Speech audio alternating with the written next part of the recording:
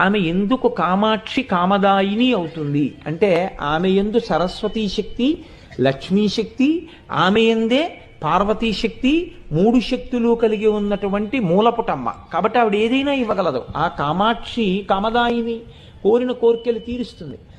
ఒక్కసారి అమ్మవారి దేవాలయ ప్రవేశం చేసి నమస్కరించినటువంటి వాడు నేను ఇది పొందలేకపోయాను అని వెనక్కి వచ్చినటువంటి సందర్భం ఉండదు. నిజాయితీగా ప్రార్థన చేయడం అన్నది జరిగితే నాకు బాగా వేదన రావాలి, ఒక బ్రహ్మచారి కోరికే, ఎవరి వల్ల తీరాలి? ఆవిడ అనుగ్రహంతోనే తీరాలి. నాకు మంచి భార్య రావాలి, ఎవరి వల్ల తీరాలి? ఆవిడ వల్లే తీరాలి. నాకు మంచి సంతానం కలగాలి, ఎవరి వల్ల తీరాలి? ఆవిడ వల్లే తీరాలి. నాకు వైరాగ్యం కావాలి, ఎవరి వల్ల రావాలి? ఆవిడ వల్లే రావాలి.